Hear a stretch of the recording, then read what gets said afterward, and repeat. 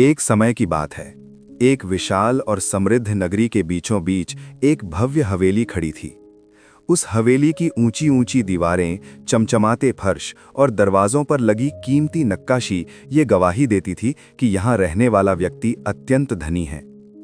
उस हवेली का स्वामी था आर्यव्रत। आर्यव्रत के पास वो सब कुछ था जिसके लिए लोग जीवन भर संघर्ष करते हैं।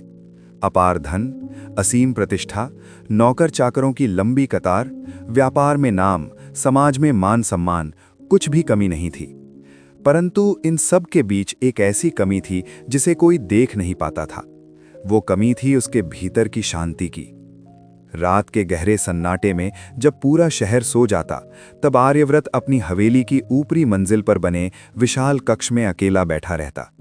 उसके सामने फैली हुई शहर की रोशनियां उसे चुभती सी प्रतीत होती। जितनी अधिक रोशनी बाहर थी, उतना ही गहरा अंधकार उसके भीतर था। वो अक्सर स्वयं से पूछता, क्या यही जीवन है? क्या इसी के लिए मैंने बचपन से संघर्ष किया था? उसे अपना बचपन याद आता।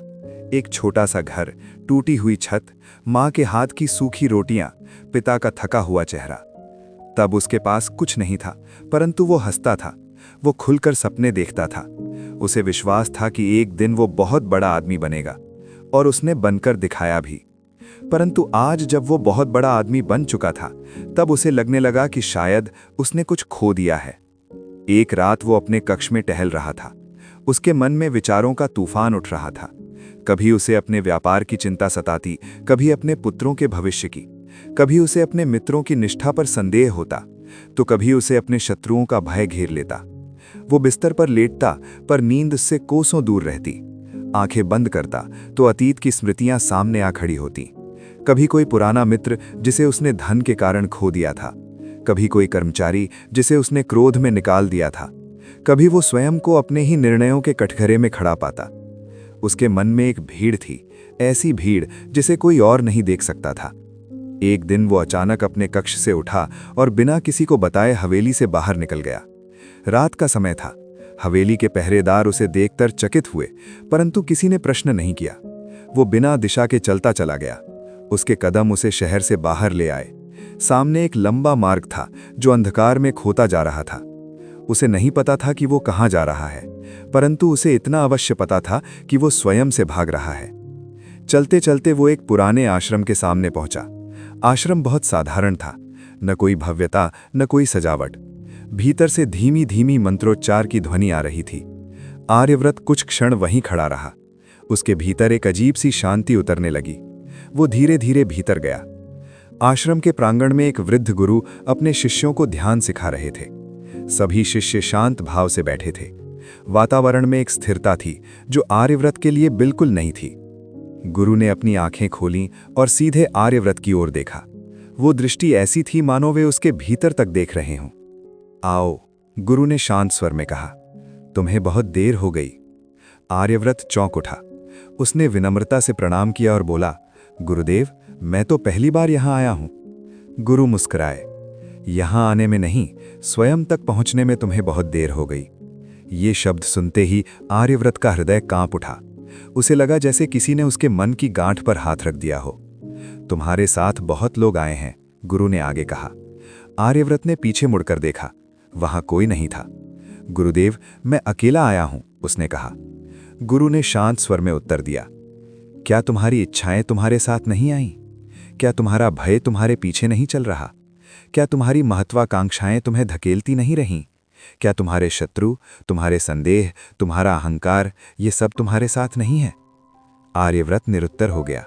उसे पहली बार महसूस हुआ कि सचमुच उसके भीतर एक भीड़ है।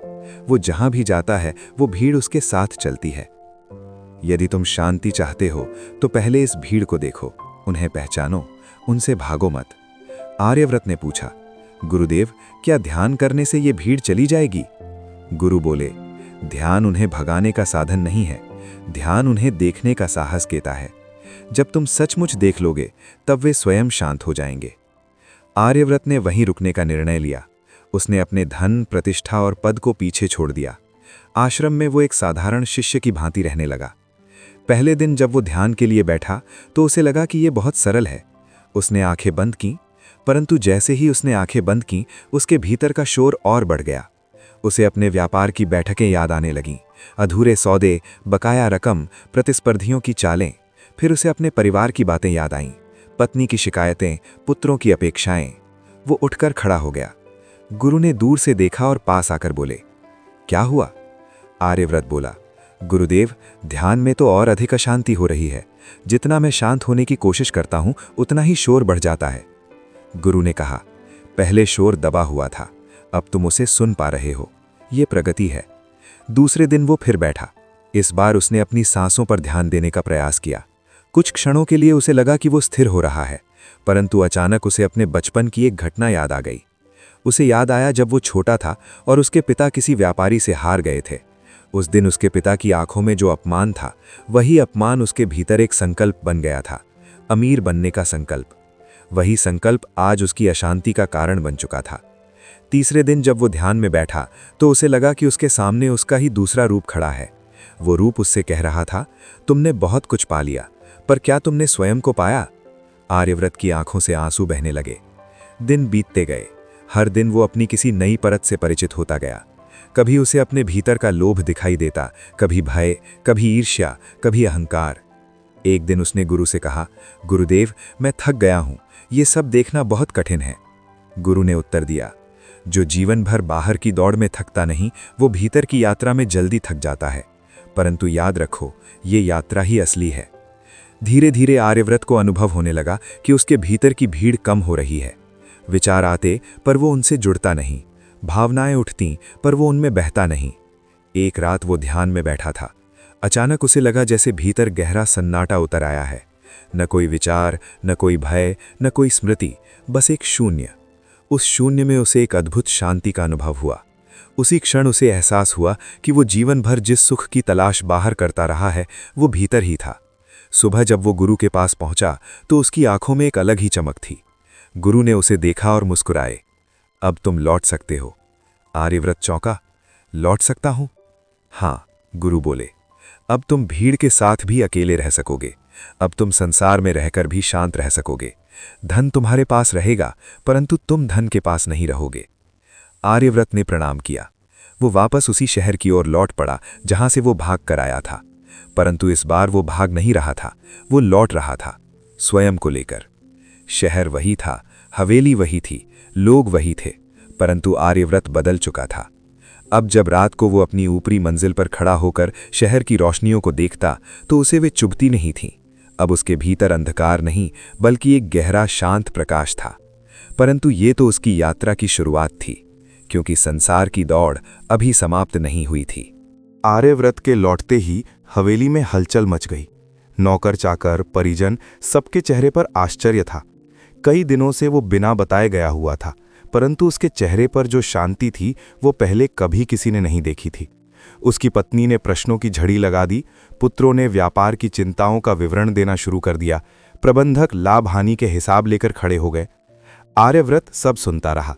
पहले वो ऐसे अवसरों पर अधीर हो जाता था, किसी की बात पूरी होने से पहले ही निर्णय सुना देता था, परंतु इस बार वो शांत था। उसे लग रहा था जैसे वो किसी ऊंचे स्थान से सब देख रहा है। घटनाएं घट रही हैं, लोग बोल रहे हैं, पर उसके भीतर कोई हलचल नहीं है। रात को जब वो अपने कक्ष में अकेला बैठा तो उसने स्वयं से पूछा, क्या ये शांति स्थायी है या केवल आश्रम का प्रभाव? उसने आंखें बंद की, सांसों पर ध्यान दिया। भीतर वही स्थिरता थी।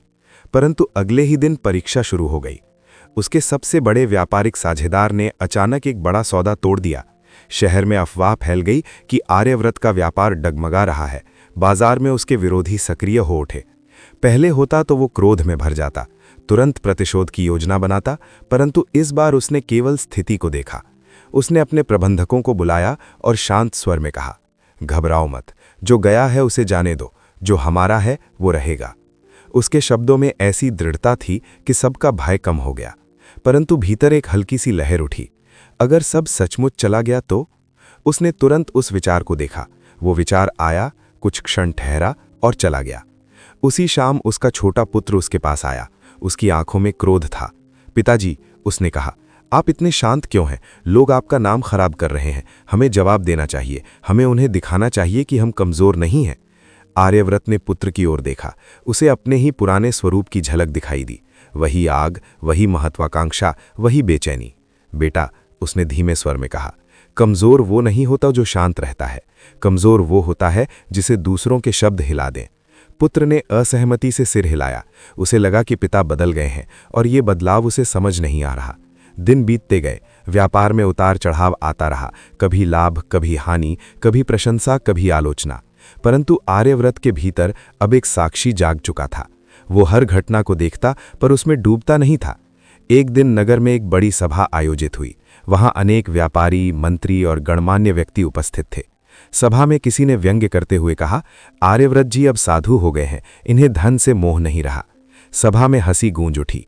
पहले होता तो आर्यव्रत का चेहरा लाल हो जाता, पर इस बार वो मुस्कुराया। यदि धन से मोह न हो तो धन का सही उपयोग संभव होता है। सभा में सन्नाटा छा गया। धीरे धीरे लोगों को महसूस होने लगा कि आर्यव्रत में कुछ बदल गया है। वो पहले जैसा नहीं रहा। परंतु संसार इतनी आसानी से किसी को बदलने नहीं देता। एक रात उसे सूचना मिली कि उसके बड़े पुत्र ने गुप्त रूप से एक जोखिम भरा निवेश किया है। यदि वो असफल हुआ तो भारी नुकसान हो सकता है। उसका मन कुछ क्षणों के लिए विचलित हुआ। क्या मैंने अपने पुत्रों को सही मार्ग नहीं दिखाया? क्या मेरी शांति उन्हें कमजोरी लग रही है? वो तुरंत अपने ध्यान कक्ष में गया, बैठ गया, सांसों पर ध्यान दिया। भीतर से एक आवाज उठी, हर व्यक्ति को अपना अनुभव स्वयं करना होता है। अगले दिन उसने अपने पुत्र को बुलाया। क्या यह निर्णय तुमने सोच समझ कर लिया है? उसने पूछा। पुत्र ने आत्मविश्वास से उत्तर दिया, हाँ पिताजी, मैंने पूरी गणना की है। आर्यव्रत ने केवल इतना कहा, तो परिणाम भी स्वीकार करने के लिए तैयार रहो। कुछ महीनों बाद वो निवेश असफल हो गया, भारी हानि हुई। पुत्र टूट गया। उसे लगा कि उसने परिवार की प्रतिष्ठा दांव पर लगा दी। वो पिता के पास आया, आंखों में आंसू थे। मैं असफल हो गया, उसने कहा। आर्यव्रत ने उसके कंधे पर हाथ रखा। असफलता वो ऋण है जो सफलता से पहले चुकाना पड़ता है। पुत्र ने पहली बार पिता की शांति में शक्ति देखी। इसी बीच शहर में महामारी फैल गई। लोग भयभीत थे, व्यापार ठप हो गया, धन का प्रवाह रुक गया। आर्यव्रत ने अपने गोदाम खोल दिए, अनाज और दवाइयां मुफ्त बांटी जाने लगीं। कई लोगों ने कहा, यह पागलपन है, संकट के समय धन बचाकर रखना चाहिए। परंतु आर्यव्रत ने उत्तर दिया, जिस धन ने मुझे शांति नहीं दी, शायद वो किसी और को जीवन दे सके। धीरे धीरे लोगों का दृष्टिकोण बदलने लगा। जो पहले उसका विरोध करते थे, वे भी उसकी प्रशंसा करने लगे।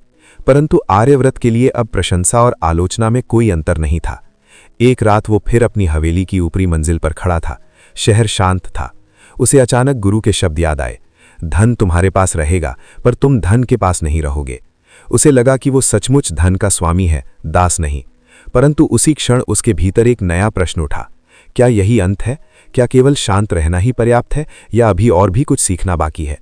उसी रात उसने स्वप्न देखा। वो फिर उसी आश्रम में है, गुरु सामने खड़े हैं। गुरु कह रहे हैं, भीतर की भीड़ को देख लिया, अब बाहर की दौड़ को देखो। जब तक संसार की दौड़ को समझोगे नहीं, तब तक पूर्णता नहीं मिलेगी। आर्यव्रत नींद से जाग गया। सुबह होते ही उसने निर्णय लिया कि वो कुछ समय के लिए फिर यात्रा पर जाएगा। इस बार वो भाग नहीं रहा था, न ही वो शांति खोज रहा था। इस बार वो समझना चाहता था इस अनंत इंदौड़ का रहस्य। उसने अपने पुत्रों को व्यापार की जिम्मेदारी सौंपी, पत्नी को आश्वस्त किया, और एक बार फिर वो उसी मार्ग पर निकल पड़ा जहां से उसकी पहली यात्रा शुरू हुई थी। परंतु इस बार उसके कदमों में बेचैनी नहीं थी, उसकी आंखों में एक जिज्ञासा थी, क्योंकि अब उसकी यात्रा भीतर से बाहर की ओर थी, और उसे आभास था कि आगे जो होने वाला है वो उसके जीवन को एक नए आयाम में ले जाएगा। आर्यव्रत इस बार बिना किसी भय के नगर से बाहर निकला। रास्ता वही था, परंतु दृष्टि बदल चुकी थी। पहले वह स्वयं से भागते हुए आया था, इस बार वह जीवन को समझने निकला था। चलते चलते वह एक छोटे से गांव में पहुंचा। वहां धूल भरी गलियां थीं, मिट्टी के घर थे, और लोगों के चेहरों पर संघर्ष की रेखाएं साफ दिखाई देती थीं। परंतु उन रेखाओं के बीच एक सहज मुस्कान भी थी।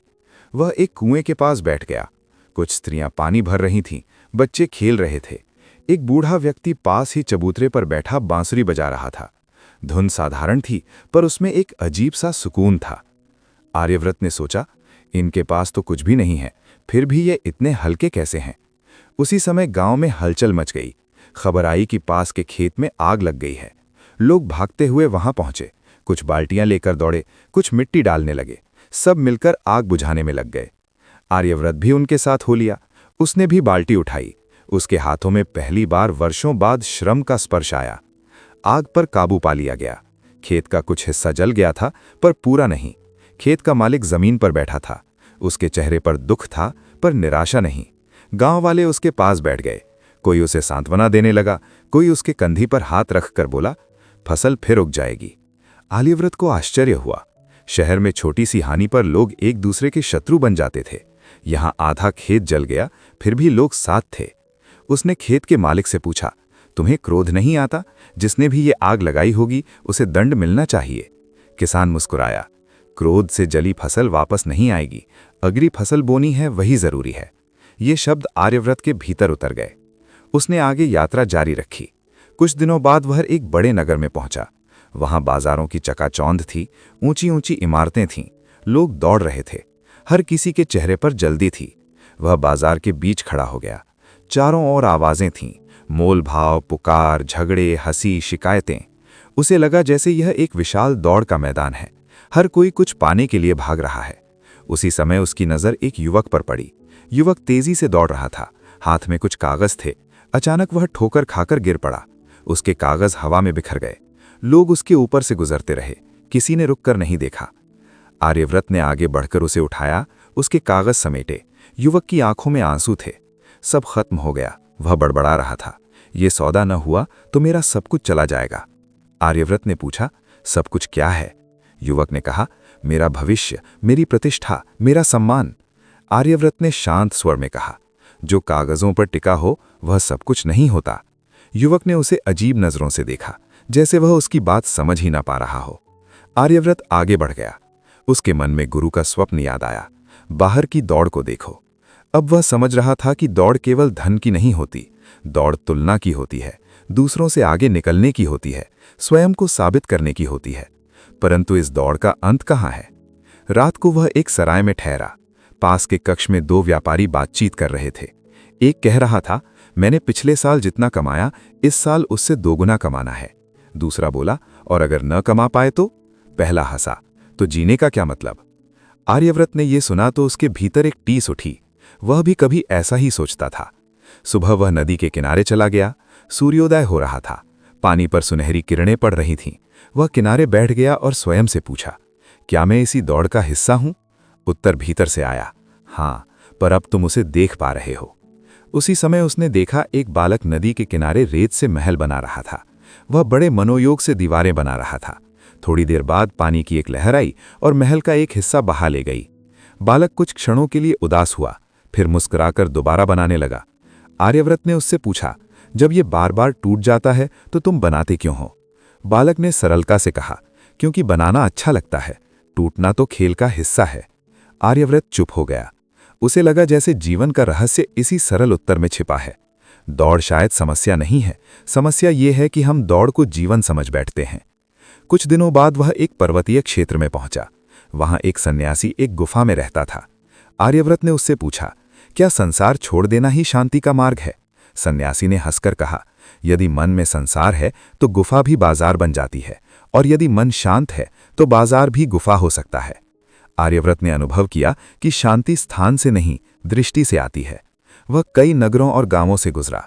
उसने धनवानों को भय में जीते देखा, उसने निर्धनों को भी चिंता में डूबा देखा, उसने साधुओं को भी अहंकार में फंसा देखा। उसे समझ आने लगा कि दौड़ हर स्तर पर है। कोई धन के पीछे दौड़ रहा है, कोई प्रसिद्धि के पीछे, कोई मुक्ति के पीछे। एक शाम वह एक ऊंची पहाड़ी पर खड़ा था। नीचे दूर दूर तक फैला संसार दिखाई दे रहा था। उसे अचानक ऐसा लगा जैसे पूरा मानव समाज एक विशाल चक्र में घूम रहा है। जन्म, शिक्षा, संघर्ष, धन, परिवार, चिंता, रोग, मृत्यु, फिर वही चक्र। क्या इससे बाहर निकलना संभव है? उसने स्वयं से पूछा। भीतर से उत्तर आया, चक्र से बाहर नहीं, चक्र के केंद्र में आओ। वह देर तक उस पहाड़ी पर खड़ा रहा। उसे महसूस हुआ कि उसकी पहली यात्रा ने उसे भीतर का साक्षी दिया था। यह दूसरी यात्रा उसे संसार का दर्पण दे रही थी। अब वह समझ रहा था कि जीवन का सबसे बड़ा दुख केवल अभाव नहीं है, सबसे बड़ा दुख है अंधी दौड़, और सबसे बड़ा सुख है जागरूक होकर चलना। परंतु यह समझ अभी पूर्ण नहीं थी। उसे आभास था कि अभी एक अंतिम परत बाकी है, और वह परत उसे वहीं मिलेगी जहां से उसकी सारी दौड़ शुरू हुई थी।